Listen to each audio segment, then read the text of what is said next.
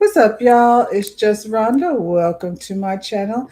It's Monday. Happy Monday, everyone. I hope everyone had a lovely weekend. Good morning, Elsid. Elsid says to like, share, and subscribe the video. That's what we want y'all to do. Get some other folks involved in these conversations that we be having over here. It's a whole kiki. Yesterday was Mother's Day. Happy Mother's Day to all the mothers out there. And yeah, I did not do much. That's what I like to do on Mother's Day. I like to relax. Um, Hopefully, you got a chance to relax too. I know there's so many things. Mother's Day is a big deal. You go to dinner, you get pampered by the children. You go take care of your own mother. Whatever it is. Hopefully, you know what I'm saying. And this isn't necessarily just directed at the mothers, but this is directed at the mothers. You can take out of it, what you will, but I think it's really important to, especially in these times where things are so stressful, we need to all take a beat and focus on self-care. Because if you focus on yourself later, you might not be around to enjoy your life. I don't think that's what life is supposed to be about. Self-care isn't selfish. And I think if you have someone in your life that gets uncomfortable with the thought of you choosing yourself, you need to slide that joker on out the way, because that's not how things should be. I think everyone, men, women, whoever. I don't think you can be in a healthy place to take care of other people in your life if you're not taking care of yourself. So, that can look like something different for everyone. I feel like my list, my self care is not that, and it doesn't require much. You know what I'm saying? I like a clean environment. Um, and I like to be able to, relax, relate, release. Like a simple thing on a daily, like in the morning, my morning walk, just a little peace of mind, something to get my head, from being stressed out, from, just a moment to ponder on what it is I need to do. How am I going to tackle this day? That's generally how my morning ritual. That's just a tad of my self care. Today, a pedicure is on the list of things to do because, it's hot here in Florida. The sandals are out. I'm a sneaker person. I wear tennis shoes a lot. And, you know, sandals, sandal time is here. So you got to get your toes right. You can't be out here with your toes not being right. I know my toes don't be raggedy. I'm just saying, when you got to put sandals on, you need to be a little extra in terms of, your personal hygiene, your personal. You ever go somewhere and you're in the store and you look down and you like, why didn't this fool put some shoes on? Because nobody wants to be um, exposed to them horn claws y'all carrying around. It just doesn't make sense for people to, be exposing their crunchy toes to the public. You don't paint my toes, guess I'm raggedy. I mean, I ain't say you have to paint them, but if you got a horn toe, you might just be raggedy. Taking care of your feet is very important. Do you know how many of your nerve endings are in your feet, and how your feet is right next to to your mouth? In terms, you got to take care of yourself there. That's where all the impurities and things. You can't walk around, catching germs and things. You got to keep your feet in order. So I'm not saying you got to paint your toenails, but if your toes is raggedy, put some shoes on, because we don't want it. It's a weird place to start, but yeah, let's get on into the things.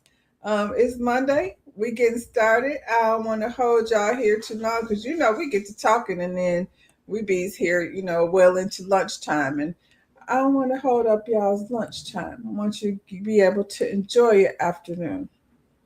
What's up, Ja Tony? Good morning. Blessings. Ja Tony, what's your self care routine? We're going to start here. Kwanzaa Jones to become MLB's first Black woman majority owner with 3.9 billion Padres deal. 3.9 billion. I'm allergic to that word. I'm feeling like, when people say billion, starts to make me real uncomfortable. But Major League Baseball has existed in its current form since 1903. In all that time, no black woman has ever held a majority ownership stake in one of its franchises. While there's really no shocker there, it doesn't make it any less overdue. And there's one woman ready to change, but Kwanzaa Jones. Let me say that again. And there's one woman ready to change that, Kwanzaa Jones. Last Saturday, the family of late San Diego Padres owner Peter Seidler announced the agreement to sell the franchise to an investor group led by Jones and her husband, Jose E. Feliciano, a co-founder of Clear Lake Capital. The reported $3.9 billion valuation settlement, the reported $3.9 billion valuation shattered the previous MLB record set by Steve Cohen's purchase of the New York Mets in 2020. Feliciano would become the league's second Latino majority owner and the first of Puerto Rican descent. Is she Puerto Rican or her husband Puerto Rican? Anyway, because they said black. It say black. And, I don't want to, be putting a black label on the Latinas because they don't always want it. But anyway, Jones has long been familiar with historic firsts, from winning amateur night at the Apollo to philanthropy, education, leadership. Now she's positioned to help lead the Padres into a new era. I mean, congratulations to her. She's an American artist, investor, entrepreneur, and philanthropist. She and her husband, Jose E. Feliciano, lead an investor group who purchased the San Diego Padres for a record price of $3.9 billion in 2026. A graduate of Princeton University, Jones began her career as a singer, performing and winning amateur night at the Apollo. I'm not familiar. She enjoyed record-charting career and later delved into investments, philanthropy, and artistic projects that focus on empowerment, education, equity, and entrepreneurship. I'm not familiar with her. She had a music career from 2011 to 2017. She was on the charts, so somebody heard of her. Songs like Think Again, Time to Go, Supercharged. Supercharged stayed on the chart for a good old time, in 2013. Vicious, Turn It Up, Shatterproof, Summer Forever. These are some of the songs that she had on the charts. So, congratulations to her.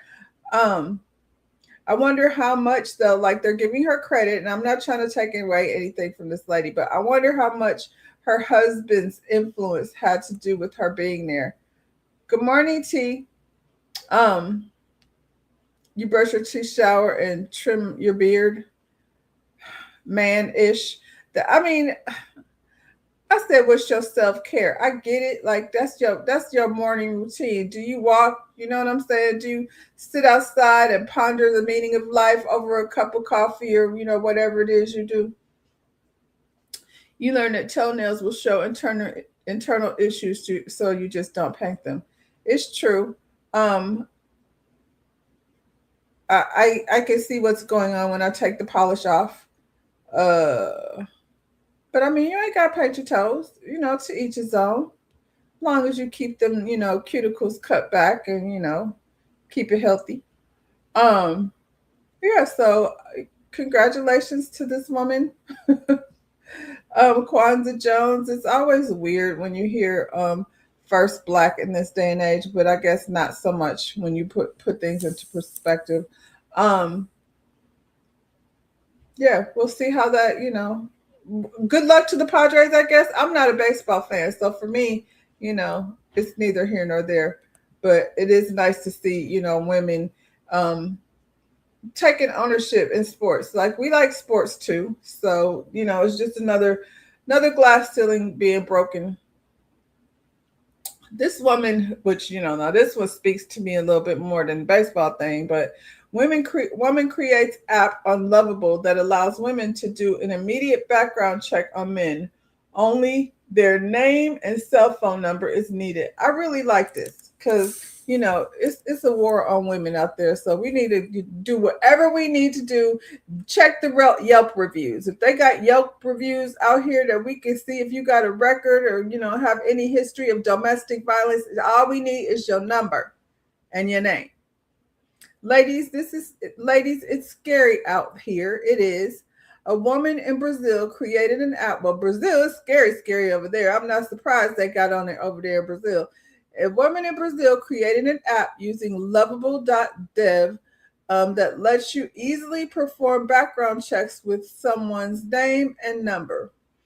This after seeing yet another case of violence against women in 2025, Sabrine Matos, I hope I'm saying that right, decided to create a plick to help women protect themselves since the info was already public but not easily to search. And get this, she built the whole thing without knowing how to code. Really? Sound off in the comments if you need this rolled out in the US. I think so. I think we definitely need it. She didn't even know how to code, and she went ahead and built this app. What if his phone number's in his mama name? I mean, then you will know that. And then you will be like, sir, your name is not Martha. Your phone number is in your mama's name, which means to me you are not prepared to move forward in this dating, maybe with someone else. But I mean, at the very least, you'll find that out.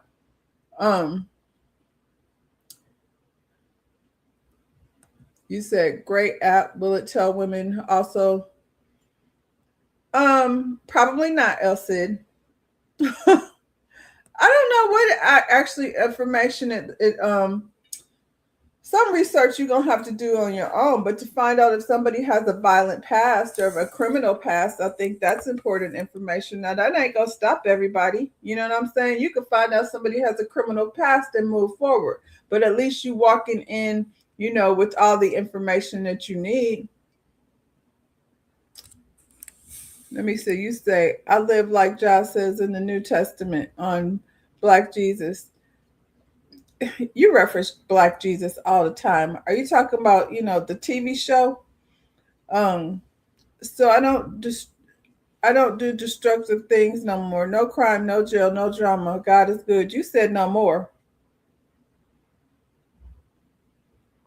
You said no more, Jatoni. You said I don't do destructive things no more.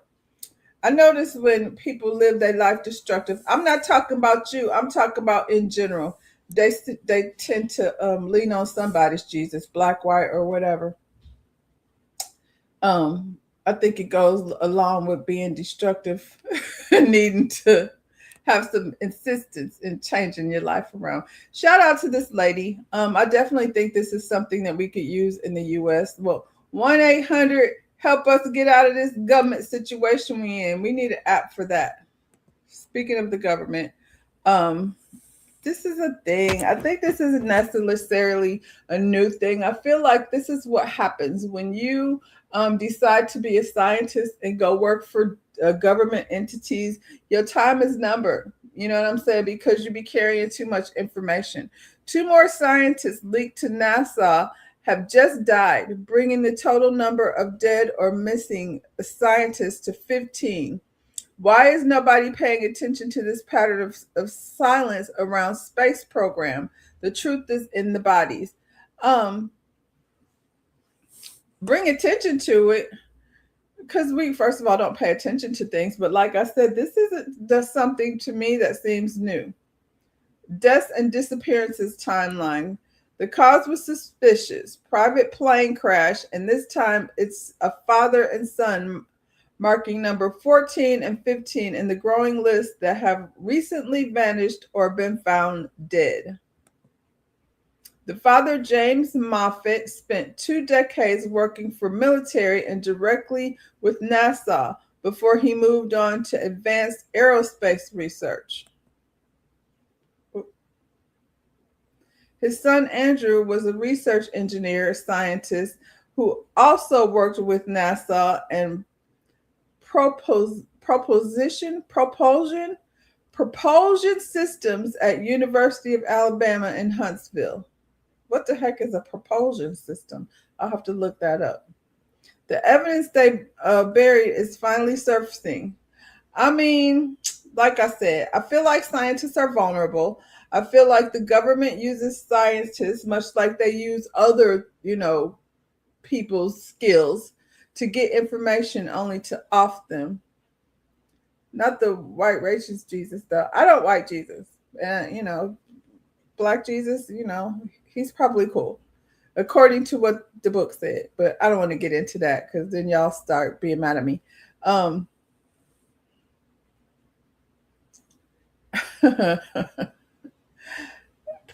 You like propel systems? What gives them a lift off?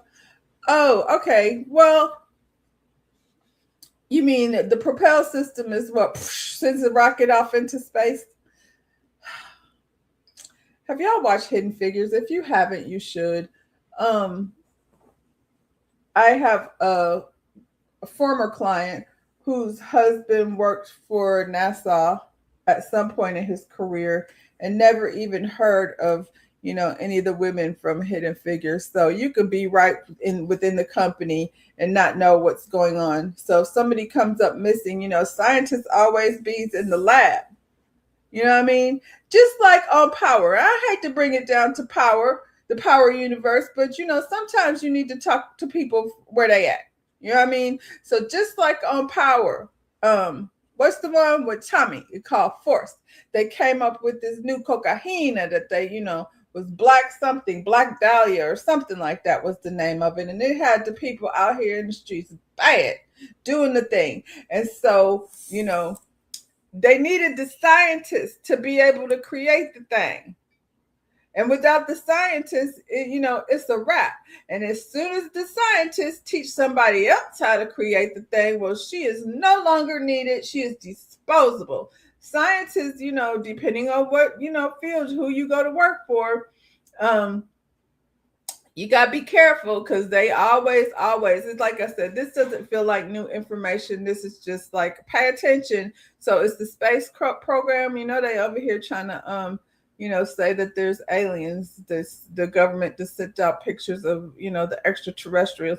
The way they moving, I'd rather take my chances with the extraterrestrials. But, here's some more science moving right along. We're going to be out of here before lunch for sure.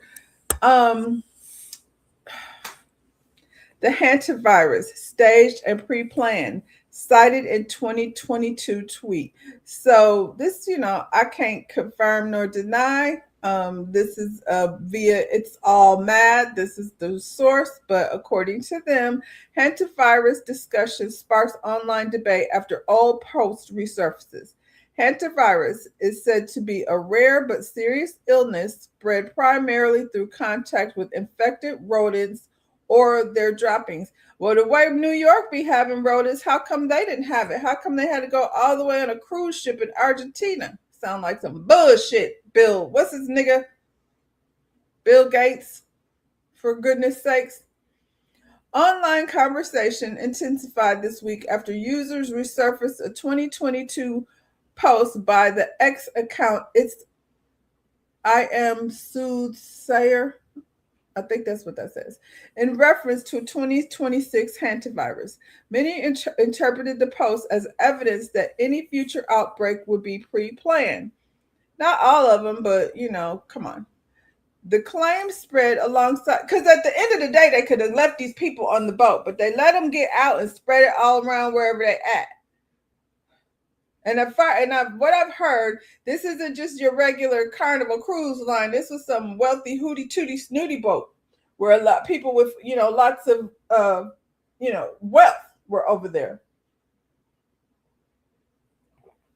The claim spread alongside broader allegations on social media suggesting that past and present health crises are orchestrated, with many posts naming Bill Gates and other public figures. We know we don't trust Bill. The resurfaced post has fueled strong reactions online underscoring ongoing distrust among many users following circulated information on social media that C-19 was pre-planned and referenced the Epstein files before the outbreak. Dang, everything that's attached to the Epstein files. It's wild.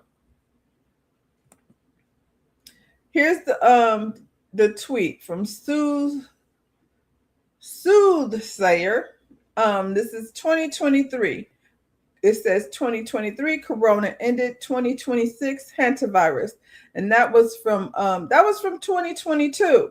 So he posted this prior to the C-19, and all these years later, it says all in a week. Their bio says reads the future. This post says 2023 Corona ended and 2026 hantavirus. It's the only post like this. Grok confirmed it has not been edited since 2022. So from what we see, maybe he's a scientist and he had inside information. Breaking news. The head of the World Health Organization says 8 cases of the hantavirus have been reported. That's 5 confirmed and 3 suspected cases. I feel like the number is bigger now. 2 British people self-isolating at a home in UK after potential exposure to hantavirus on cruise ship. UK HSA. Bill Gates on The View last year. The next pandemic could be far more severe than C-19. Ugh. This man. So another scary situation looming out there, and I feel like it's been the same kind of rollout as C-19, to be honest. Good morning, Motown Investor. It's been MIA traveling for Mother's Day month. Yeah, I ain't really trying to get on. I mean, we don't know if the airline even gonna be still working. You get on a plane, you might not be able to get back. Less than 150 were on that cruise ship. So, it's sounding suspicious.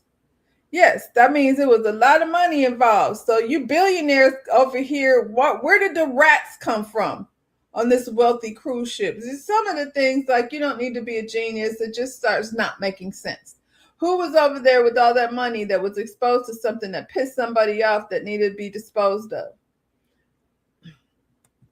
You said they're blaming a specific pygmy rat that carries the virus, but they lie so much. I mean, what was it for C-19? A bat or something? So now, but the math ain't mathing. Like Motown Investor said, there were 150 people on this cruise ship. These are wealthy people traveling, to Argentina.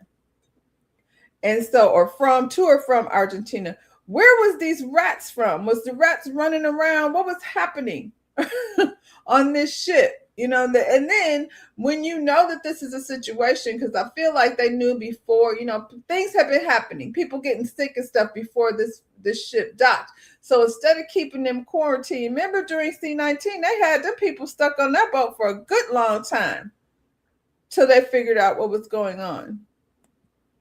I heard the person already had it, then got on the cruise. But then they let them all off. You know what I'm saying? Child, several people have already passed, but you know what I'm about to do? I'm about to put my mask on because I have several clients that live that cruise life, and as cute as y'all are, I'm not about to walk up in there exposed. So let me throw my mask on. I'll just, tell them, I don't know, but might have a little bit of cold. This ain't about you. It's about me. I don't want to make them feel uncomfortable, but for all you cruise ship ladies that come sit in my chair, yeah, I'm going to have to put a mask on because I don't know what's going on with y'all. Anywhere I got to sit where there's, people in close quarters, I'm going to just go ahead and throw my mask in my purse. So better safe than sorry. I managed to get through the whole quarantine without ever, knock on wood, let me knock on something, without ever getting the C-19. So, I'm going to take my Flintstones vitamins, chewables, and keep it moving. Stay away from y'all cootie people. This is what this nurse had to say. I ain't even mad at her.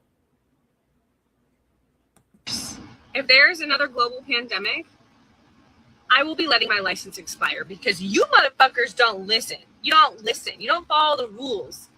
And you know what? Fool me once, shame on you. Fool me twice, shame on me. And I will not be getting fooled twice. Because how the hell did we go from being a healthcare hero to non-essential? In like 5 years, the whiplash, insane. Will not be doing it again. Thank you. And I'll just say this, as a nurse, I don't blame her because they was on the front line the first time around and worked the hell out. All the nurses that I run across were extremely exhausted from, having to travel around, um, afraid to be around their families, quarantining themselves like from their families, trying to, make sure they don't get sick. There was a comment here I wanted to see. What did this say? This comment says, I'm going to say this plainly. Unless you worked in healthcare, emergency responses, or as an essential worker during C-19, you truly don't understand what that experience demanded of us. I had most respect, utmost respect.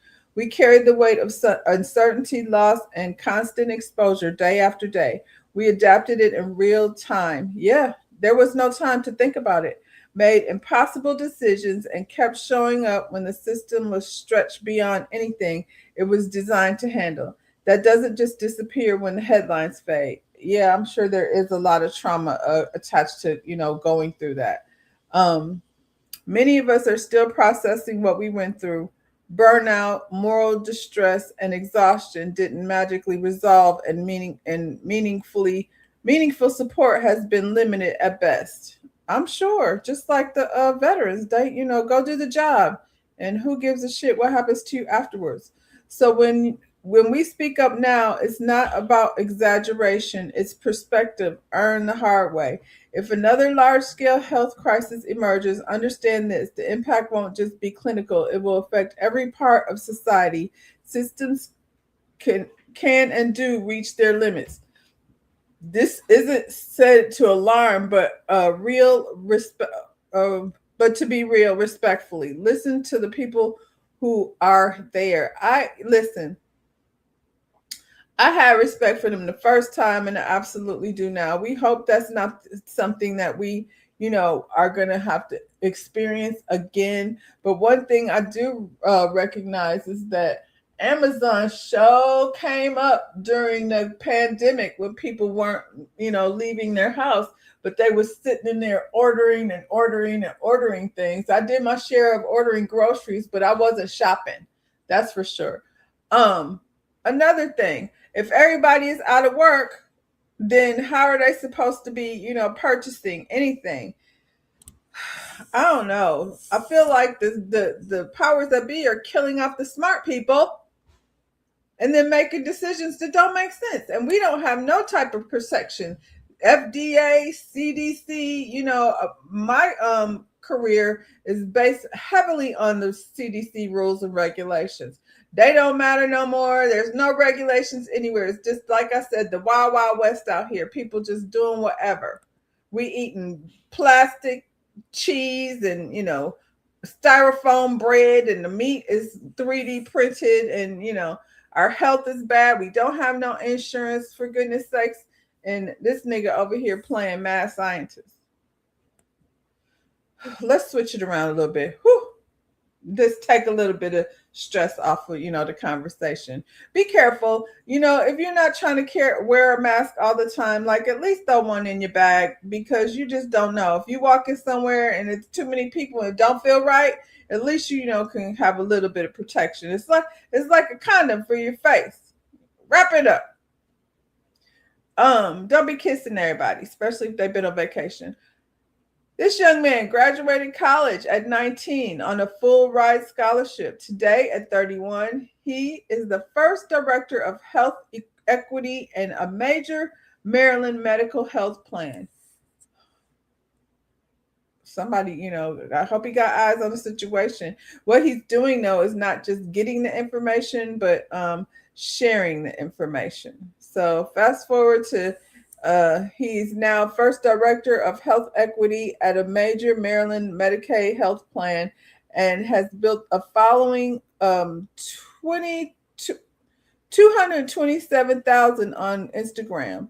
I mean, that's a lot for him to be spreading information. And this year alone, he's been recognized as a Modern Healthcare 40 Under 40 National Minority Quality Forum 40 Under 40 Webby honoree and a winner of the 32nd Annual Communicator Awards.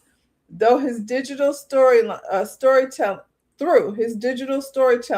he breaks down Black history, medical bias, and untold stories the systems never told us, making public health accessible to anyone willing to listen.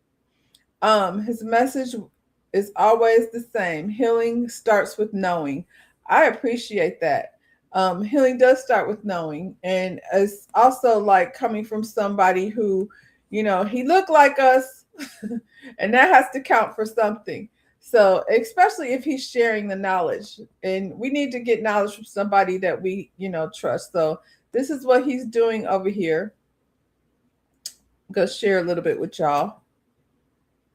In America weren't medical teams. They were police wagons or funeral homes. No oxygen, no cardiac monitors, no defibrillators, no trained medics, no treatment on the way. If your heart stopped before the hospital, that was it. And in Pittsburgh's Hill District, a predominantly Black neighborhood, help often came last. Longer waits, fewer resources, more preventable deaths. People weren't dying because medicine didn't exist. They were dying because it didn't reach them in time. I'm Dr. Michael H. Ford, and this is a story you need to hear. After a national report called Emergency Care and Neglected Disease, local leaders stopped waiting for the system to fix itself. They built something new. In 1967, Freedom House Ambulance Service launched the first community-based ambulance service in the country, staffed by medically trained paramedics. Not drivers, paramedics. Black men recruited directly from the neighborhood and trained for 32 intensive weeks under Dr. Peter Safar, a pioneer of CPR, and later led by Dr. Nancy Caroline, who wrote the first national paramedic textbook still used worldwide. They studied anatomy, physiology, airway treatment, cardiac care, trauma response, and advanced life support. Their ambulances carried oxygen, IV medication. In the 1960s, most ambulances in America weren't IV medications, defibrillators, and cardiac monitors that transmitted heart rhythms to hospitals while moving. Care started on the street, not 20 minutes later at the ER doors. First year alone, they answered nearly 6,000 calls and saved more than 200 lives. Their training model became the national blueprint. Cities across America copied it. Modern EMS grew directly from what they built. But zoom out and you see the pattern. Black communities solve the crisis. The system adopts the innovation, then erases the innovators.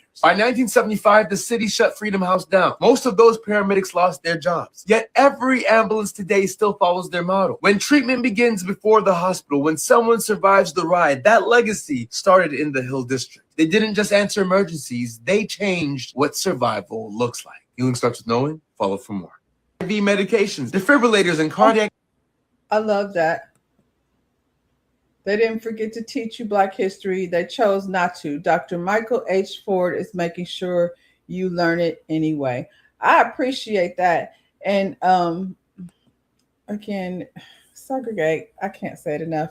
Good morning, High Vibe. I just, it seems like, and we, what they say, if you don't know how your history, you don't know where you're going. In history, repeatedly, we have had to take care of ourselves based on, first of all, them downplaying our knowledge of things. Mother Nature and all, Black Jesus, shout out to Ja Tony. If we don't know, then we can't do anything about it. And so these kids are not picking up books. Like I said, they're not growing up with encyclopedias in the household. He said 1967. When you start hearing these numbers, I wasn't born in 67, but I was born in 68. So that means so many things just started happening, and here we are.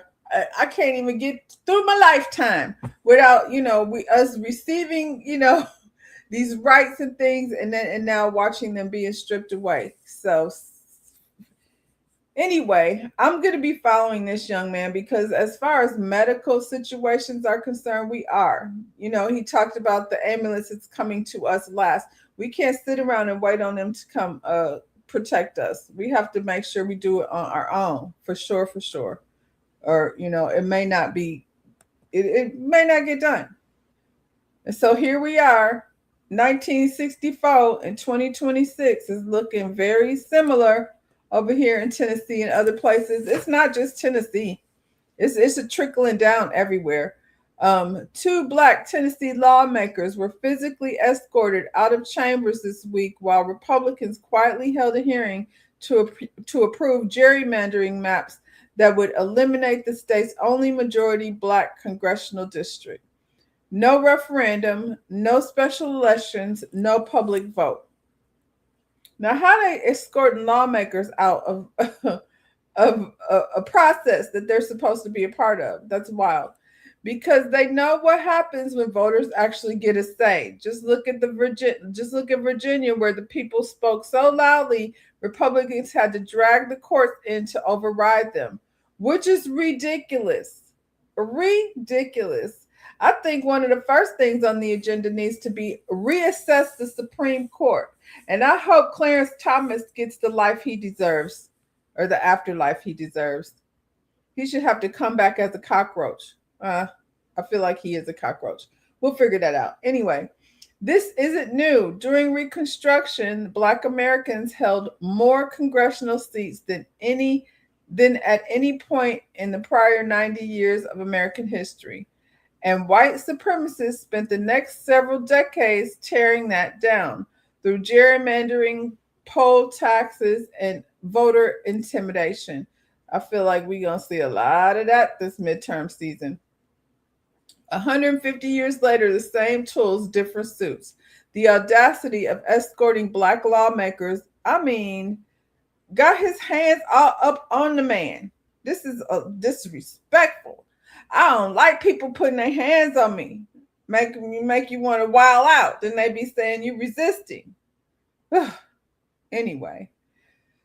The audacity of escorting Black lawmakers out of their own chambers while dismantling Black political representation and then telling us the courts aren't political. It's breathtaking. These are the same courts they're counting on to make it stick.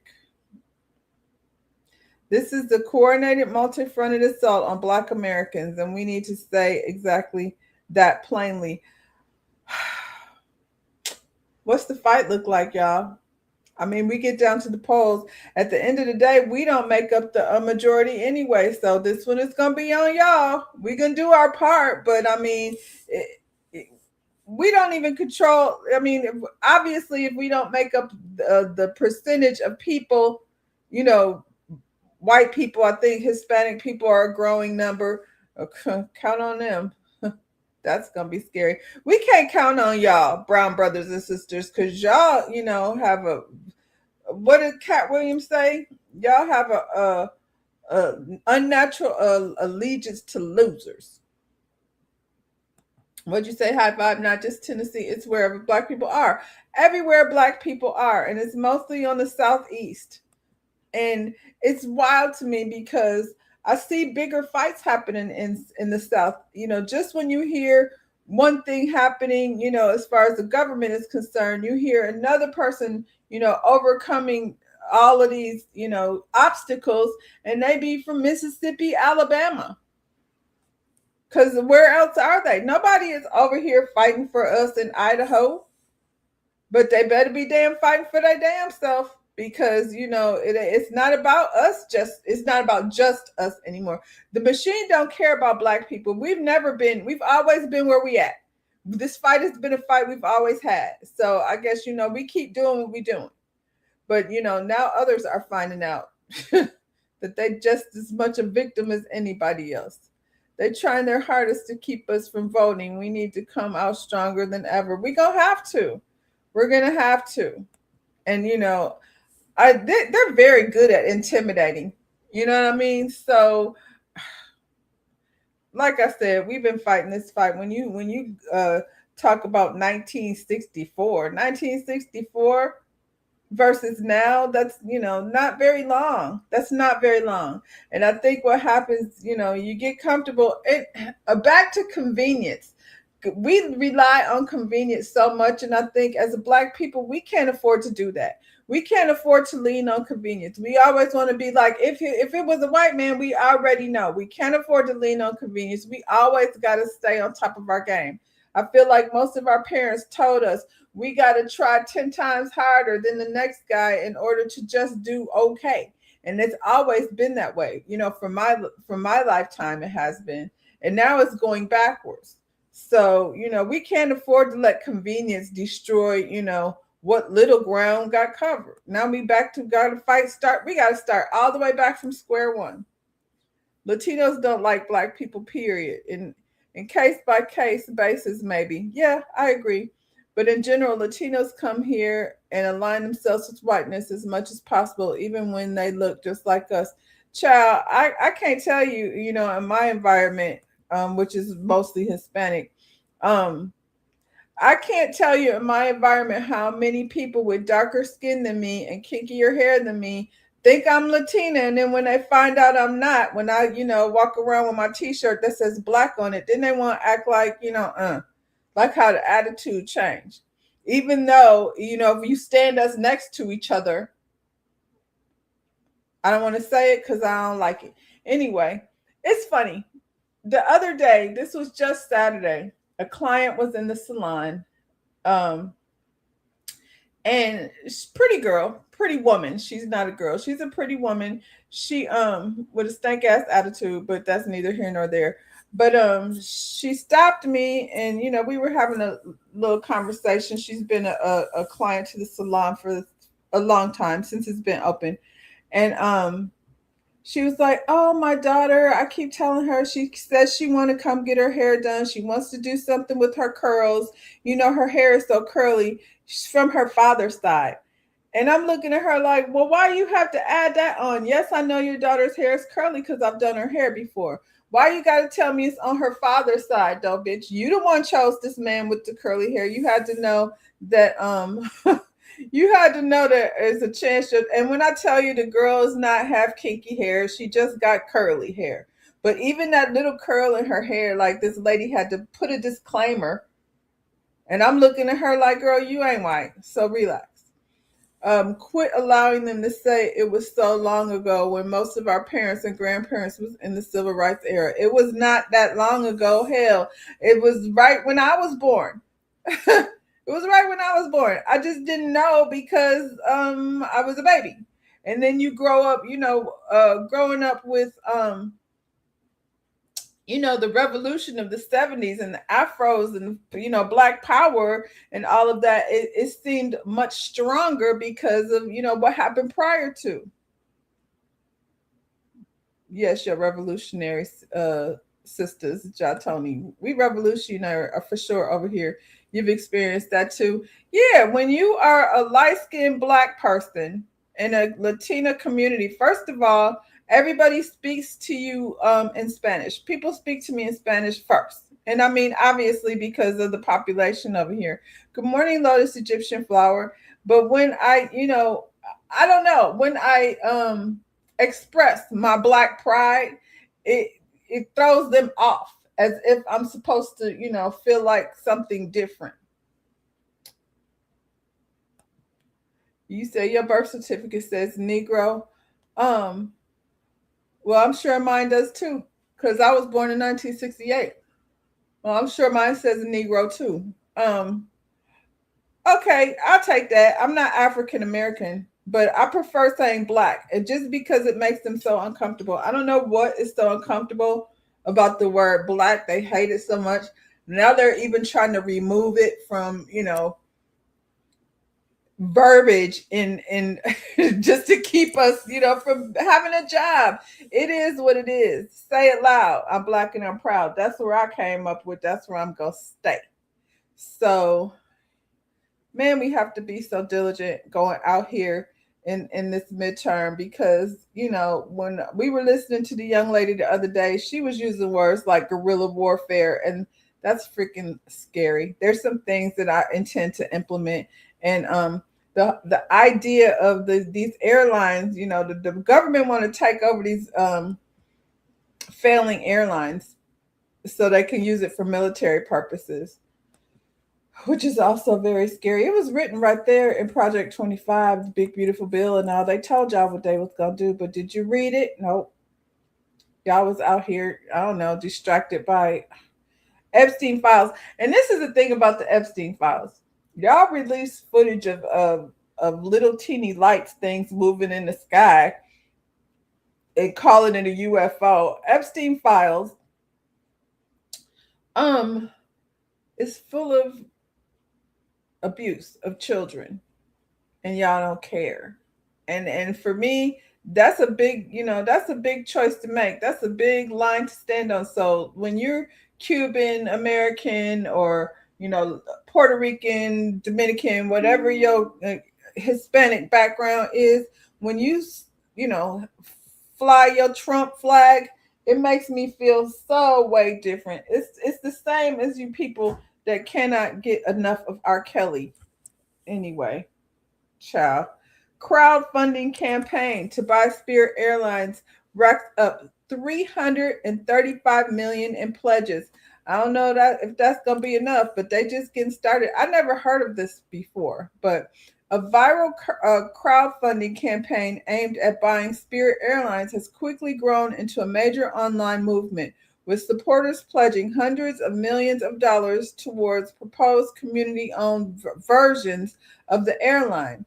The campaign, called Spirit 2.0, or Let's Buy Spirit, was launched after reports that Spirit Airline has ceased operation. According to the campaign's website, more than 371,000 people have pledged over $337 million, with an average pledge of about $907. The campaign says its long-term target is $1.75 billion. Well, hell, Spirit just went off the other day. So, I mean, they're well on their way if they've raised that much already. The idea was sparked by creator Hunter Peterson, who promoted the concept of everyday passenger workers and communities coming together to buy the airline before private equity firms could take control of these assets. Early reports said the campaign had already attracted tens of thousands of pledges within days. Even though no money had been collected yet, the commitments were non-binding. Supporters say the plan is inspired by Green Bay Packers fan-owned model. The proposal would give members a voice in the airline, the campaign promoting ideas like one member, one vote governance, worker ownership, affordable fares, and profit sharing. I mean, if they can make it work, it sounds like a plan. Better than the government taking over the fleet. Still, the campaign faces major hurdles. Aviation experts and industry observers have questioned whether a grassroots effort could raise enough real capital, secure regulatory approval, operate safely, and create a workable business plan for the airline that had already struggled financially. Critics also point out that pledges are not the same as cash in hand.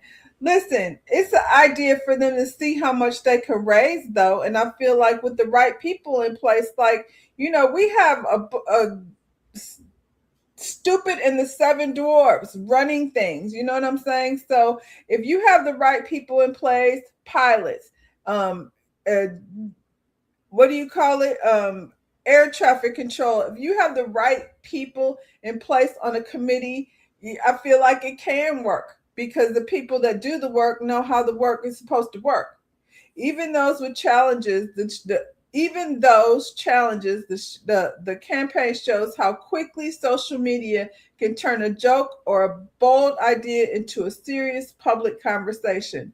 For many supporters, Spirit 2.0 is less just about saving one airline and more about challenging traditional corporate ownership in an industry where passengers often feel they have little power. What do y'all think about this idea? Let's see where y'all at. It's been a whole conversation going on over here. Good morning, good morning, good morning.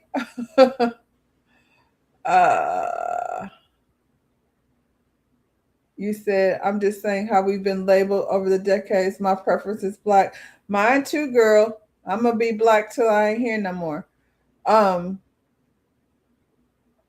Didn't we know about the ranch in New Mexico? I only heard about the island. If it wasn't for Legos, we wouldn't know nothing. What island? I mean, what ranch in Mexico? Ask High Vibe. She's the one going over to Mexico. She probably got the she's probably got the information on that. Sounds like a good plan, but where's the money? Um, I feel like so Lotus Egyptian flower they basing things on pledges, and I think it's just to see how much money, you know what I'm saying, can actually be raised. When remember when you was a kid, maybe not you, because you know they you the hybrid millennial Gen Z. I don't know like really what was going on then, but I remember like when you do a walkathon and people will walk around, you know, prior to the race and be like, will you pledge I'm doing this, you know, race, will you pledge me $10, $5? And then, you know, after you get all your pledges, then you gotta go back and collect the money. You know what I'm saying? But at least they could see like how many people would invest in it. And I think the thing is, the public, the general public, is tired of corporations. You know, like I said, white Americans are having issues. Like, you know, farmers are affected. People are out of work.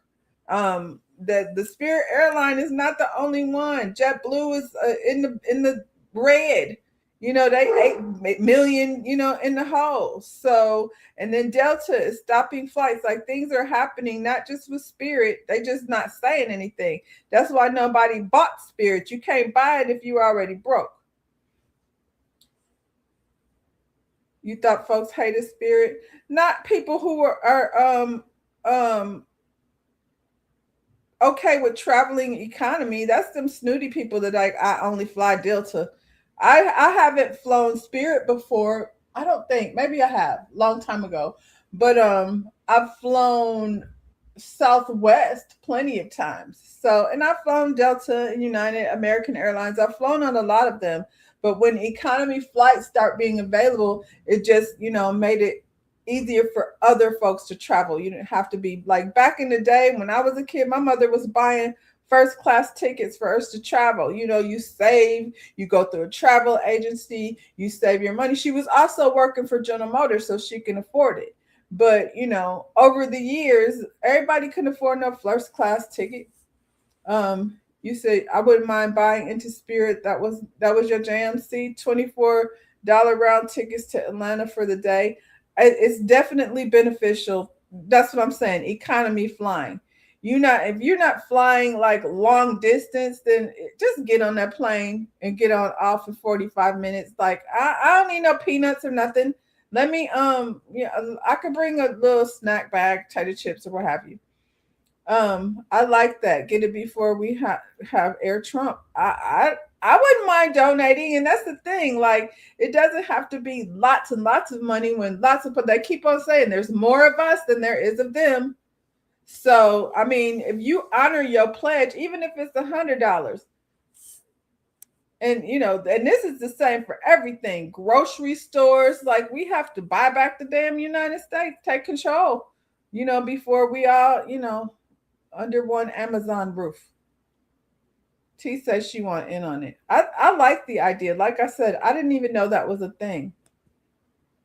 Some of the folks that hate a Spirit just don't know how to maneuver. Buy your ticket in person, never online, pack with a personal bag, bring your own food, snacks. I used to be roommates with a Delta flight attendant actually, and I learned a lot about how to travel. I hadn't checked my bags in years. The only time I checked a bag was when I had to train in Dallas and I had to fly back every weekend. And even then, the extended stay that they put us in, the people just let us leave our stuff there. So we didn't have to travel like with blow dryers and, you know, all that hair equipment and everything. So, because then you have to check your bag. I flew back and forth every week just, you know, with the clothes that I was going to wear for the week. So, yeah, I don't know. I think people look down on things. That's just like anything else that's considered economy or inexpensive. And then find out they're spending the same money on the stuff that, you know, we bought for a discount price. They just have somebody go fly somewhere and slap a fancy tag on it. people said Delta be out there crashing a lot. So, are they the ticket that you want? I know they canceling flights. You say Europe taught you to do your laundry locally, packs less for long trips. And then when you get to Europe, I haven't had the experience, but I've heard that you can go from place to place really cheap. We're the only ones over here, paying thousands of dollars, to go across the same country that we live in. $14 round trip tickets to Jamaica, $100 weekend trip to Vegas. I'm here for all of that. $100 weekend trip to Vegas that includes the hotel on the strip. Couldn't beat that. $120 round trip with hotel in New Orleans. Well, then I guess it's worth it to look into this investment pledge. See, if you could get the money up, because the government was trying to get the daggone fleet and Spirit refused. Spirit said they'd go out of business before they turn it into, government-owned military, planes. I feel like the beginning of this story started at, taking over the TSA with ICE agents. Good morning, Pac. Good morning, Motown investor. Spirit never had an accident. See? Delta has. We just seen somebody's truck, but the man was trying to deliver the bread on the highway, and the plane and knocked over the daggum truck. So I don't think that wasn't Spirit. It's expensive to travel across Africa too. Then you need to have the right documents. I don't know that I would be traveling across Africa. I haven't been there, so I would probably just need to pick a destination. Johannesburg, probably. I would, I think it would be cool. I have a friend, and I'm not gonna say her country because I can't remember. It starts with a U, but she's a writer. Like, there's so many parts of Africa that are, I don't want to use the term westernized, but definitely not living in villages and things of that nature. We always go to Nigeria, Ghana, like the very big known countries, probably because a lot of the people from there came over here to study. But Africa is so huge. I can see why it would be expensive. You're going to have to pick a place and figure out, how you going to maneuver from there. You traveled to New York for $27 last week, and then all your money was left there to shop. New York, my kind of town. I don't love New York. I think I like New York for its culture and its diversity, but it's just so, like, New York is exhausting. You need to have a couple of days rest when you come back from New York, because it's just so much walking and hustling and bustling. They don't mess around in New York. Okay, guys, ready to get into the celebrity, lighten up, get into the little celebrity mess that's been going on this week. Did the people get the luggage from Spirit last week? I don't know. I feel like that's going to be a case-by-case situation, and it's ongoing. Because, first they had to figure out how they was going to get home. They went somewhere, and then the airline said, don't come over here. I remember going to the Bahamas. It was a quick trip. It was a turnaround trip. I went to the Bahamas. I flew on American Airlines, and then a strike happened, like in the middle of my travel. The airline went on strike. So then I had to fly back via Bahama Air, and I went over there on a whole big airplane, and I came back over here what felt like a lawnmower. I was so stressed out. I was like, it's nighttime over this ocean. I'm flying in a lawnmower. This is not how I came over here, but I mean, I couldn't be stuck because, at least I was able to get a flight out of that joint, because, when it's down, it's down. And I don't know, like, how they redirected those tickets or any of that stuff. It was a mess. And I'm sure that mess is going to be, still being handled for the next few weeks. Bro was singing and happy to happy to. Yeah, he was having a good old day, and bam, that plane tried to take him out. But wasn't his time. He got out of there unscathed. Spirit employees don't know when they'll get that. They don't even know when they gonna get their last paycheck. Um, it's probably gonna be a while, child. Now that you say that, maybe I'll go to this story next. I don't know if y'all have ever heard of this young man, James Charles, but James Charles is an influencer. He, made his claim to fame doing makeup tutorials. Let me see what you said right quick before I get into this. You bought a personal bag from Spirit on Amazon for $5. Y'all was over here getting your Spirit Airline life, and they over here playing. Well, this is your opportunity to, try to have part ownership of the airline. So a Spirit Airline employee thought it would be a good idea to go over here. Now, I'm torn about this particular thing. I don't like this boy, but somebody came in his DMs, and I'm gonna let him tell you what happened. Good morning, James. I know you'll probably never see this, but if you could just take 1 minute to read it, would really mean a lot to me. I'm really struggling right now because Spirit Airlines just filed for bankruptcy and I have lost my job. Here's the GoFundMe link. Any donations help. I'm sure they do, sweetheart. I'm sure they do. You know what else would help you? Getting another job. Yeah, try that. Because in the time that it took you to copy and paste the same fuck-ass message to myself, who you don't follow, by the way, and probably 100 other influencers and celebrities, you could have applied for 100 other jobs. Oh, no. I just got a DM on here from a girl that said, good morning, James. I know you'll probably never see this, but if you could just take 1 minute to read it, would really mean a lot to me. I'm really struggling right now because Spirit Airlines just filed for bankruptcy and I have lost my job. Here's the GoFundMe link. Any donations help. I'm sure they do, sweetheart. I'm sure they do. You know what else would help you? Getting another job. Yeah, try that. Because in the time that it took you to copy and paste the same fuck-ass message to myself, who you don't follow, by the way, and probably 100 other influencers and celebrities, you could have applied for 100 other jobs, but you didn't because you're a lazy piece of shit and you're entitled. Wow. And you think that influencers and celebrities should fund your life for you. Why would I ever help you? You're not a fan. You don't even follow me. You've never supported me. This is your first time DMing. And you think that I'm going to send you money because you lost your job? Oh my God. Welcome to the real world, sweetheart. People lose their jobs every fucking day, and you're white, pretty, and able-bodied. You're in a much better position than a lot of other people out here who are trying clearly much harder to make a better life for themselves. Why would I fucking help you? I just got a DM on here from a girl that said, good morning, Joe.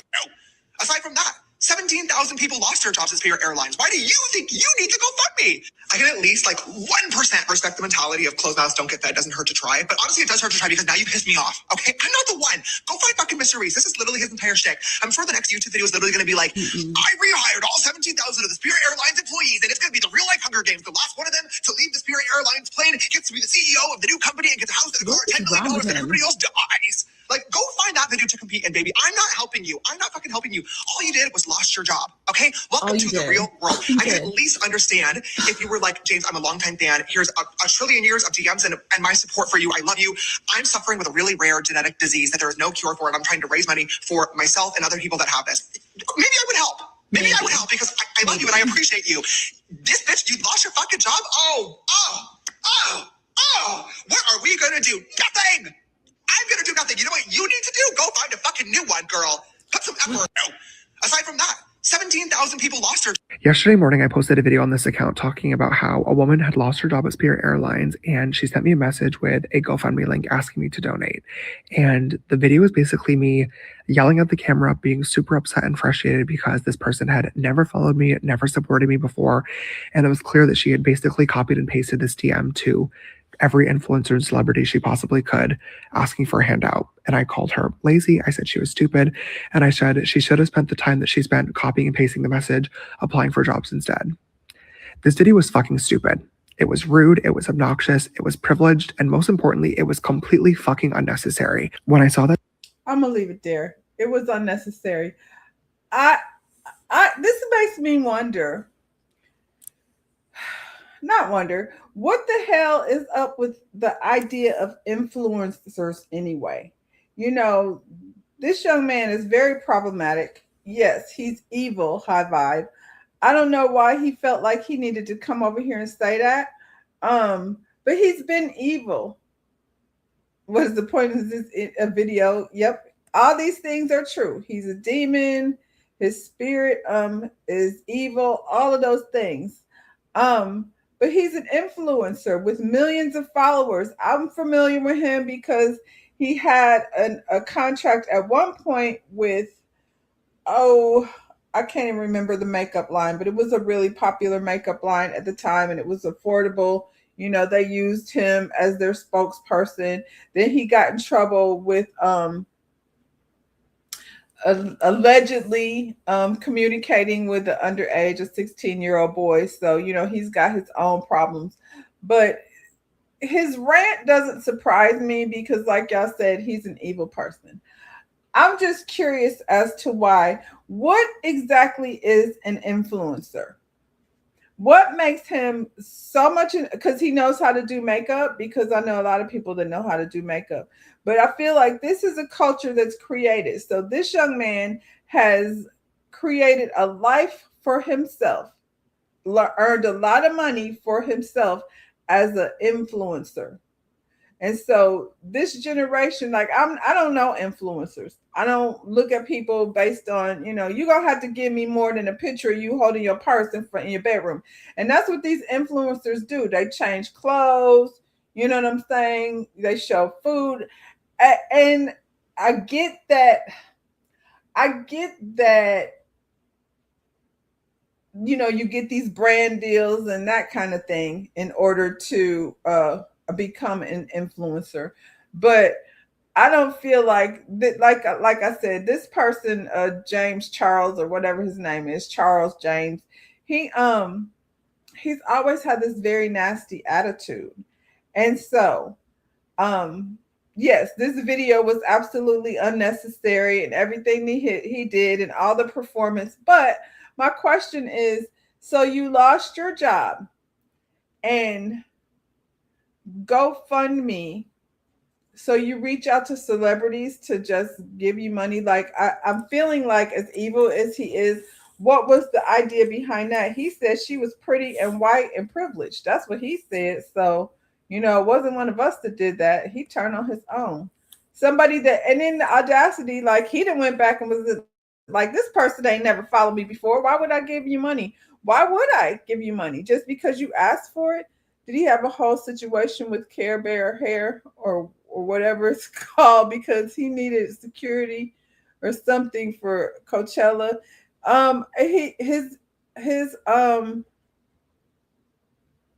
You said his okay, I'm looking at two different things. He's got a deal with Revlon.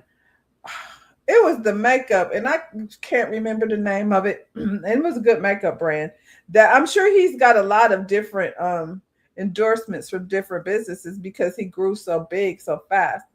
I know he had allegations about messing with a young underage child. He's sort of something similar. I don't know. I know, like I said, this man is problematic. A lot of these influencers, like, I don't understand the appeal, to be honest. It's one thing to have people like do product reviews and that kind of thing, and you getting, you know, information. Everybody as an influencer is something different. All I know him for, like I said, is the makeup. But how do y'all feel about, like, I'm having a hard time, let me just make me a GoFundMe without any type of, you know, I could see like the guy on the street with the squeegee and he want to like wash your windows. Or I've seen people like come past businesses and say, hey, can I take out the trash? Like, you know, and I'm thinking of very, you know, many of what people would be considered, you know, beneath them jobs. But just asking, I'm going to just go hit up a bunch of celebrities and be like, I'm out of my job. And, you know, although I don't understand him being so like entitled that he feels like he need to cuss somebody out, because like he said, he could have easily, then he come back and apologize. He ain't sorry. He apologized because of the backlash. But I feel like this kid always getting backlash about something and he's still here. What is he influencing influencing the masses to do, be an asshole. Seems like it. I mean, I prefer when he was showing, eyeshadow techniques, because at least that's offering something. This right here, first of all, there's nothing funny about people losing their job. I'm just curious as to why, I mean, I guess closed mouth don't get fed, so you figure you might ask, but there's reasons like people having hospital bills and things of that nature. I lost my job, give me money. I feel like they both on some bullshit. Him and the person that wrote that DM. I'm not going there. Let me take that off. Tony, I knew you was gonna say something like that. I'm not gonna get into that. Yeah, we need to do away with influencers. I'm not hating. I'm not hating, but if you're gonna come over here and cook, share some type of techniques, like I said, when he came over here, he was doing makeup tutorials. That's what got him popular within the beauty industry. He started getting these brand deals, but you're gonna have to do more for me.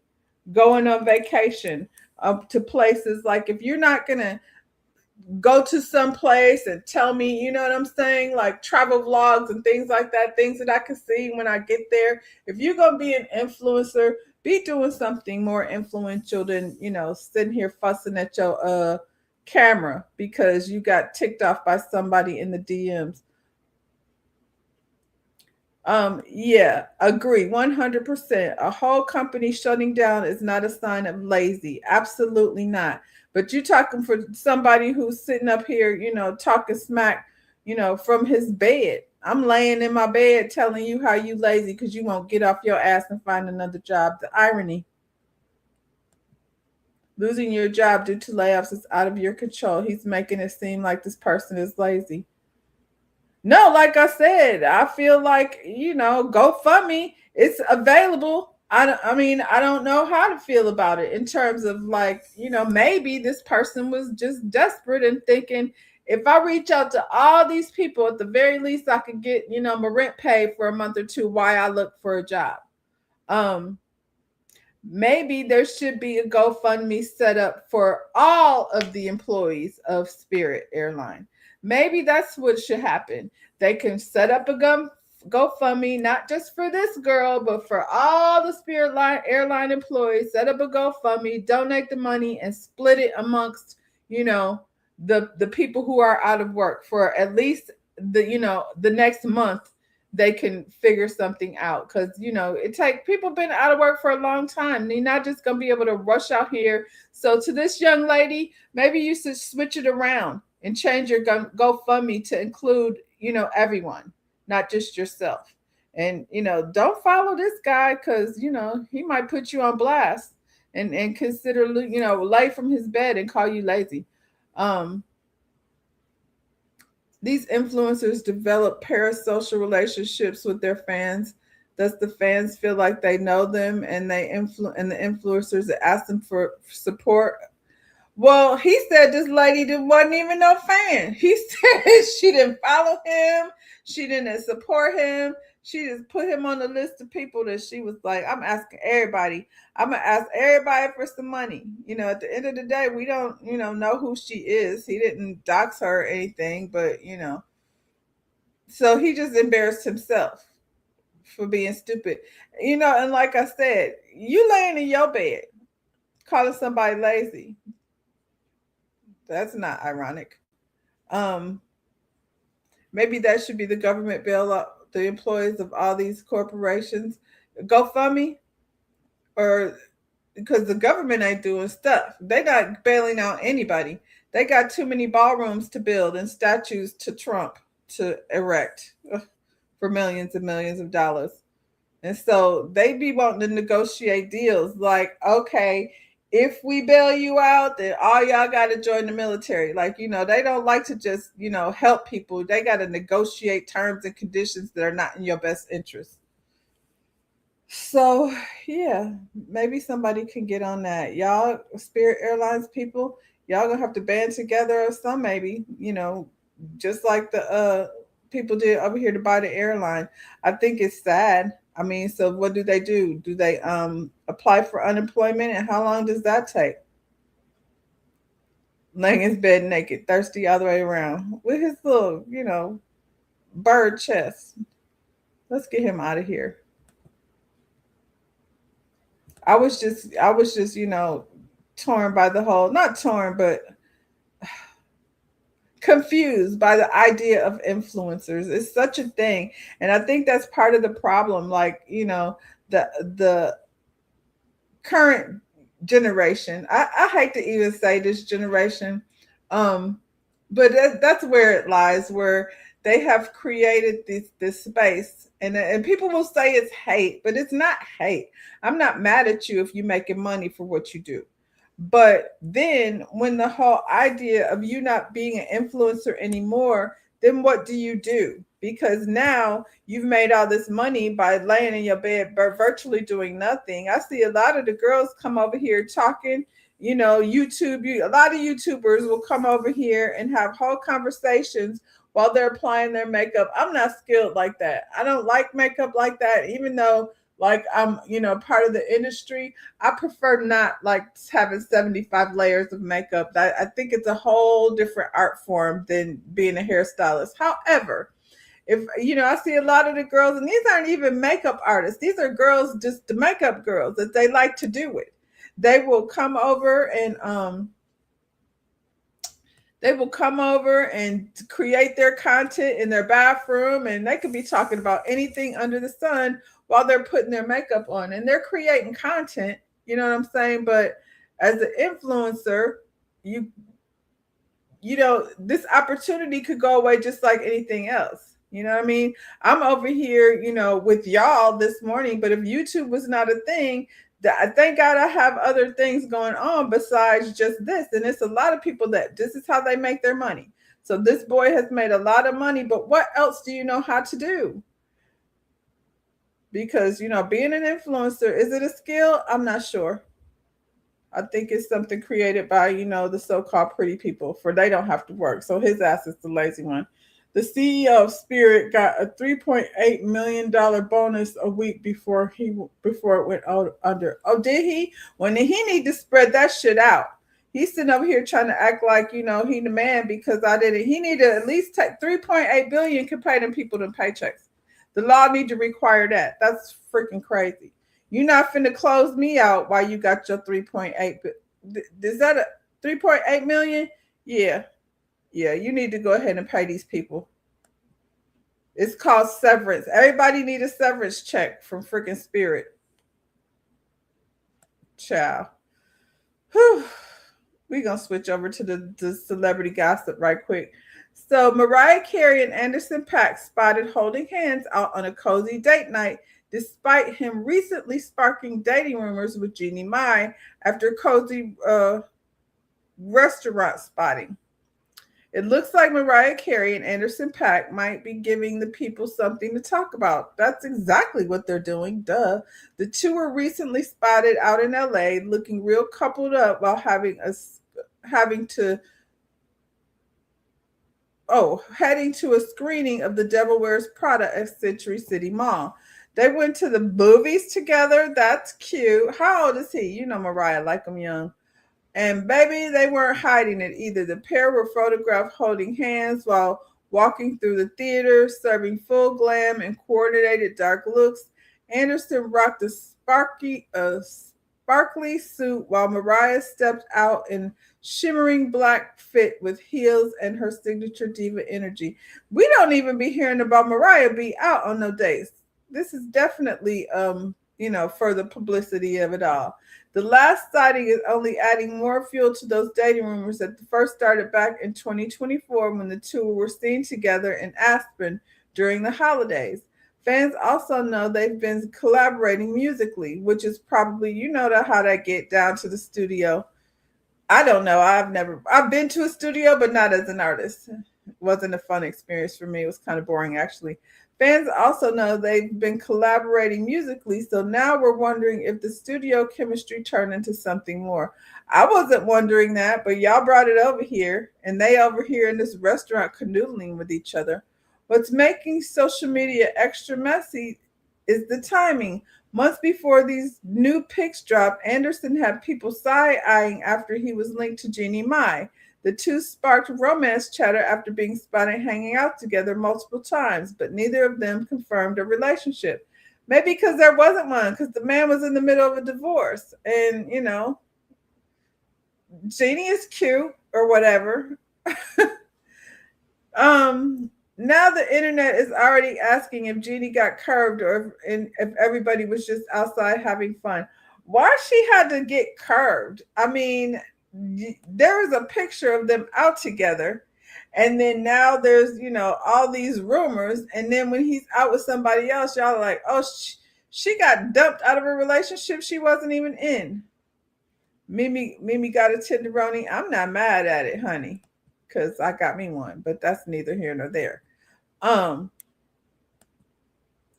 So here they are in this restaurant. It's real snuggly or whatever. It's they in a dark corner, real close to each other, not trying to hide anything. I think Anderson .Paak just went through a divorce or is in the process of getting divorced, and he's out on dates.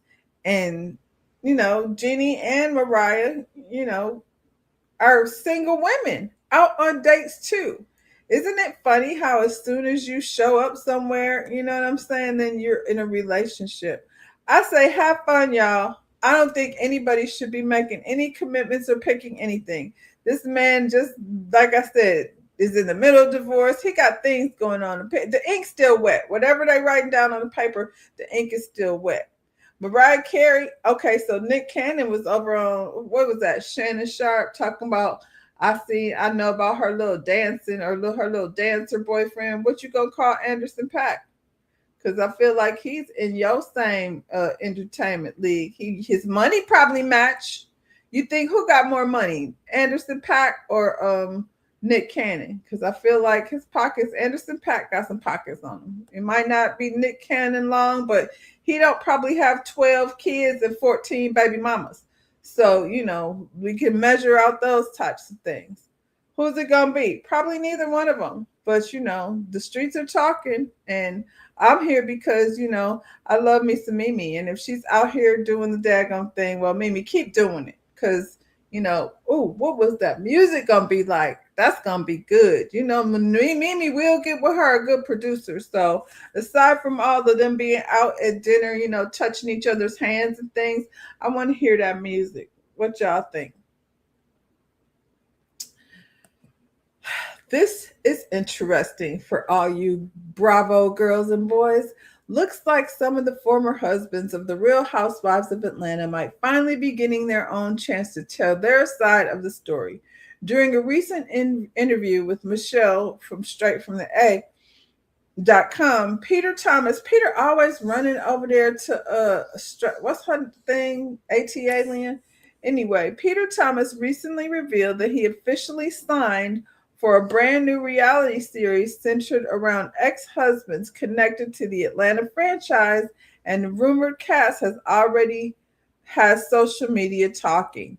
According to Peter, names allegedly being discussed include Apollo Nida, Bob Whitfield, Ralph Pittman, Mike Hill, and Mark Daly. Instead of focusing on messy attacks against their former wives, Peter said the show's purpose is to explore how being tied to such a massive reality TV franchise affected the men personally and publicly, good or bad. Peter also argued that many of the husbands, especially Black men, were often painted in a negative light throughout the years on the show. Not you and not anybody on this list, Peter, were painted in a negative light. Y'all was out here being trash. And so that's, except for Todd. And Todd didn't get painted in a negative light necessarily until just recently. Only person had an issue with Todd was Mama Joyce. Peter also argued that many of the husbands, especially Black, I said that. He suggested the new series would give them space to explain their experiences, struggles, and the pressure that came with appearing on one of reality TV's biggest platforms. Of course, fans already know how many of these men became major talking points during time connected with Roa, whether through divorces, cheating allegations, legal troubles, or explosive on-camera arguments. Now the possibility of all of them appearing together in one series has fans wondering whether this show will deliver healing conversations. Ugh, they ain't looking to have no healing conversations. Or just a whole new level of reality TV chaos. I don't know that it'll be chaos. I know that Todd has a reputation for being a producer, so this is in his wheelhouse. And I don't think, he wants to have trash. I think Todd will go into it looking for obviously a little bit of drama, but also a good product. So as of now, no official title or release date has been announced, but the rumored lineup alone is already creating serious buzz online. What do y'all think? Are you here for it? Who else should be on the show? I mean, we just getting started. So we going back. Nick Cannon needs to hush. He needs to worry about his 965 kids. You're right about that. Ban the Hall of Fame. What does that mean? Ban the Hall of Fame. I'm confused. I mean, Phaedra might be pissed, but Phaedra's far less interesting without Apollo. Without Apollo, there is no storyline for Phaedra. Mike Hill and Peter Thomas in the show, and they're not going to talk about Cynthia. Yeah, right. I didn't even think about that. They will talk about them, obviously. But, this is Peter Thomas framing it for us of what the show is going to be about. But he's the only crook in him and Apollo, they got their issues. That's sad. Painted by their own behavior, men claiming to be victims. Yeah. Is better male behavior. Apollo got that, conviction behind him. Peter over here, is he in jail or is he out of jail? Mike Hill. Mike is whack too. But, Cynthia, her picker is not good. Dennis, do you think Dennis and Todd, Dennis is the music man, but Dennis does like being on television. We can add Dennis to the mix, but he's still trying to dibble and dabble over there with Portia. Well, so will we get an authentic version of Dennis? You know what I'm saying? Did they ask KKK Croy to join the cast? I mean, boy, is that a story to tell. We don't want Kim. But what is Croy going to do? Is Croy going to be comfortable sitting over there in the room with all those black men? Him and Kim don't feel comfortable with being only. Even though they want to come over here on the Real Housewives of Atlanta, they don't really like to be only in these type of situations. Croy is racist. I don't know why you thought he was cool, child. He married Kim Zolciak. It's funny because when they came over here with Kim and her crazy mama and daddy and Croy and his racist parents, they grew up in so much dysfunction, each one of them. I don't know how anything other than dysfunction was expected out of these two, but, boo, no Kim. And, we could put Croy on a guest appearance basis. Would y'all watch this? I would definitely watch this. Because I just want to see what they're saying. Didn't Mike just get married? He married again? Who is he married to now? Mike Hill. My goodness. Y'all sure will run down to the church house, won't you? Kelly said Portia's boxes. Chili. She called them Fritos, child. I'm going to do, what's today? I'll go live tomorrow at 7 and do the Housewives because it's a lot on the agenda today. I don't want to rush it. So, yeah, tomorrow at 7, we'll go live with a Real Housewives of Atlanta. And, yeah, Kelly says she is chili cheese Fritos. Coochie, hot box. That was funny. She slid that one in at the end. We don't need her husband over here, child. We don't know him anyway. You said you think Dennis is with a real girlfriend will drive Portia crazy and she can't manipulate the story. Listen, shout out to Todd. I'm not mad at this. Candy and her mama is over here doing all the things down to, her little one-woman show, talking shit, singing, come pick up your clothes.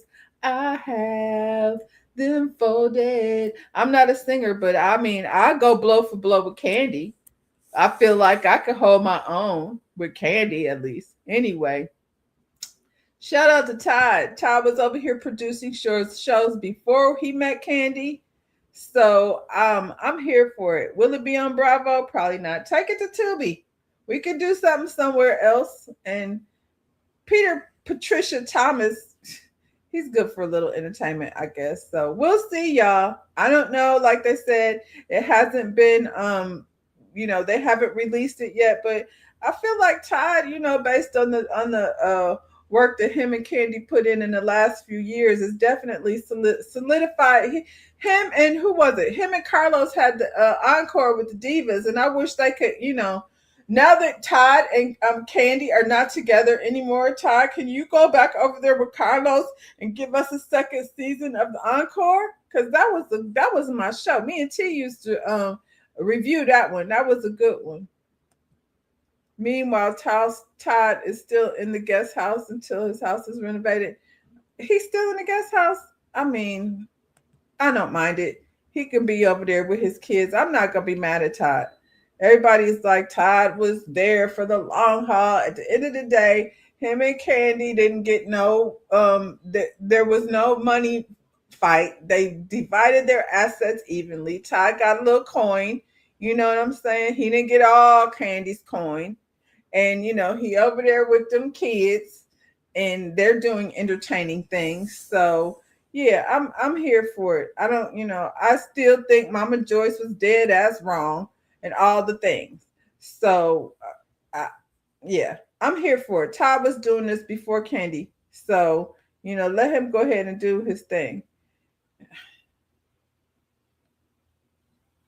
Peter's still serving time. He should be almost out. It wasn't that much. So he was over there doing an interview with Michelle A.T. Alien. So is he out or is he in? I think he must be out. He didn't have much time to serve. He just went in there for a few minutes. You know what I'm saying?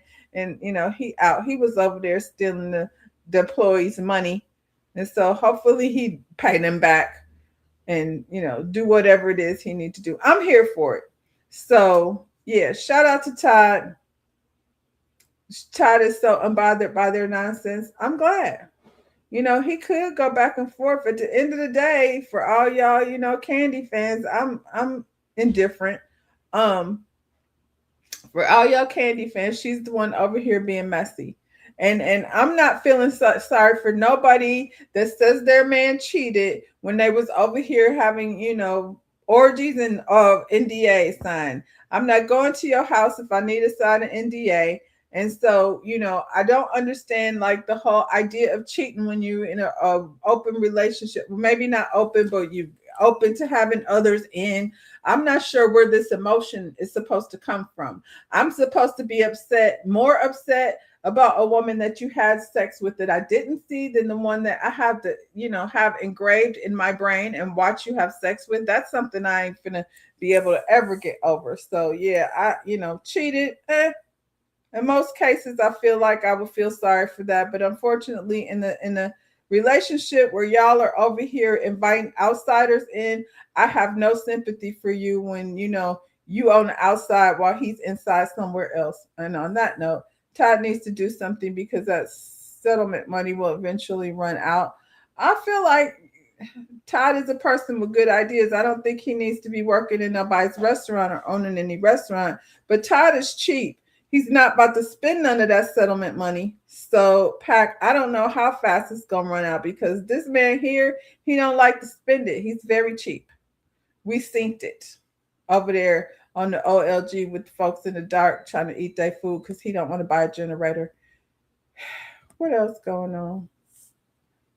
Child, that was Thursday. We spent Thursday discussing how Stefan Diggs be over here in his house sleeping with all his staff members. He got the hair braiding lady and the chef and the massage lady and all those people over here that he's sleeping with and going on vacation with.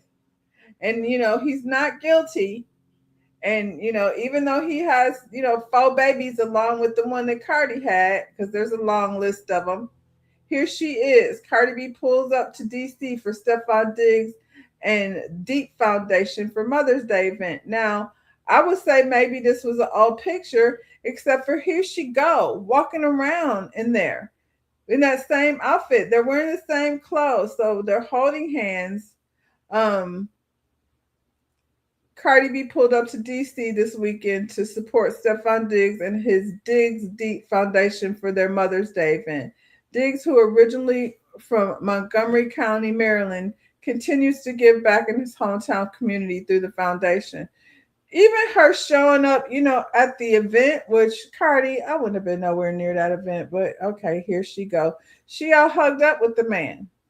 They walking around holding hands, taking pictures together. This is her man. I don't know, but child, this man over here sleeping with his entire staff and you down to the foundation. I guess if Cardi wants to be stuck on stupid, so be it. I agree, Pat, because this doesn't make sense to me. If she wanted to do anything, she could have donated some money on behalf of her child, to the foundation to help, whatever. This is a community thing. And right here, them all hugged up. That ain't community, child. He was down to the house choking the chef. She choked the lady till she peed her pants. And then right after she peed her pants, she went and gave him her birthday gift. This child, they is messy over here. Cardi, you are a disappointment. As much as I love Cardi, she just get on my nerves with her stupidity. This is where we at, y'all. Down to the foundation, pretending like the man wasn't just, over here, sleeping with all his staff.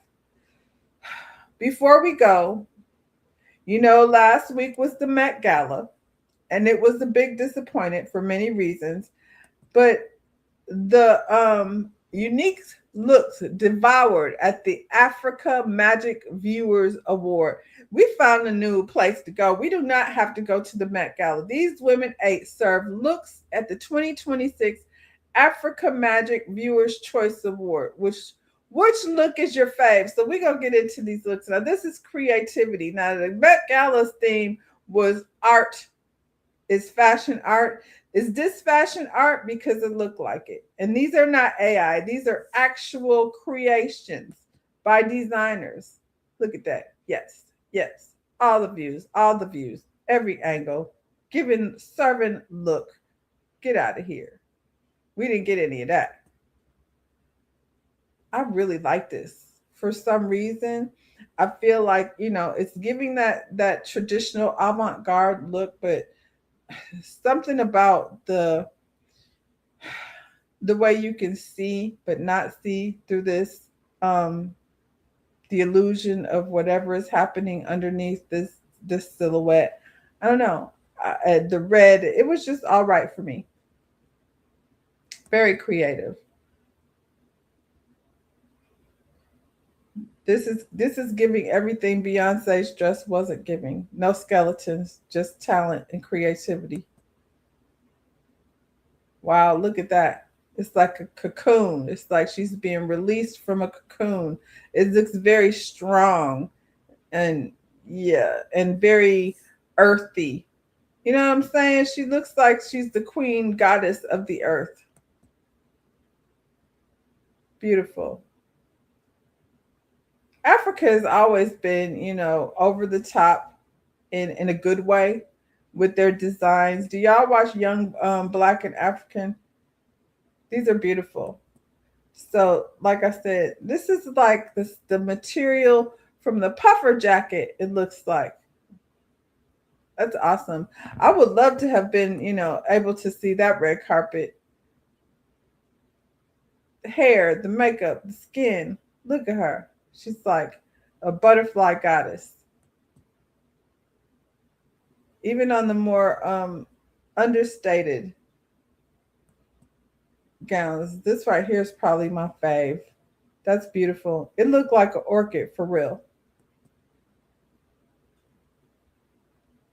The feathers of it all, the exotic bird of it all. What do y'all think? Are we, we already decided we was leaving the Met Gala. So, we got something new to put our attention on. You say you pray Cardi's help. She truly needs attention. Yeah. And she might need some immediate attention if she keeps letting this man, shoot up her club, because he He's spreading around real thick. He's spreading around. Um, that D must be spectacular. If it's that spectacular, I wouldn't want no parts of it. I think it's her ego, to be honest. I think she feels like this, on that nonsense, that main chick nonsense. Um, when are we going to stop begging for acceptance? This is my very thought, High Vibe. When are we going to stop begging for acceptance? Our creativity is the example. It's so true. Look at this. We didn't need any of that.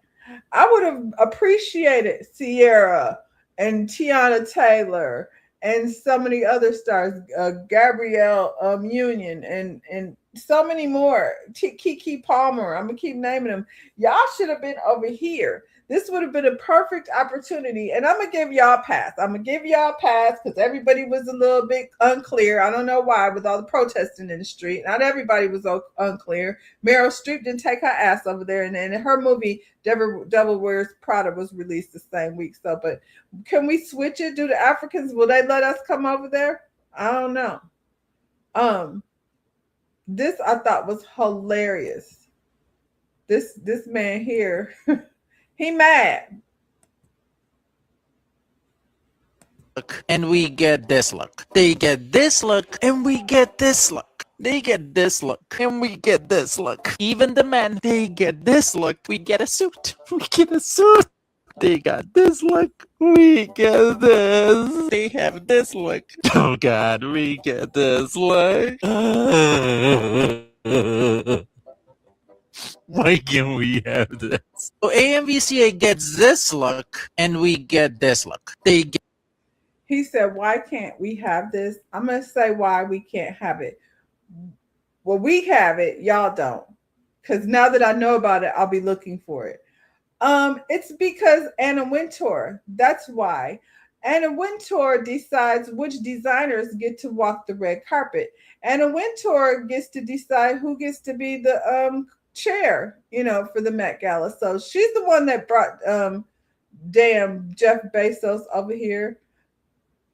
That gold dress was quilted. That gold dress was fire. I'm going to go back to it. It was beautiful. The men's outfits were fire. Yes, I love that. If y'all don't watch Young, Rich, and African, even though the storyline, it's like any other reality show, it's a little bit juicy, but these are actual, African entertainers. But, oh, my God, the clothes I just wish I could walk around like that. I guess I could. But I don't want to be inauthentic. So I would need to have an African designer to go shop from. We need to name something other than the African Met. We don't. It already got a name. We don't have to call it the Met. It's just the alternative to the Met.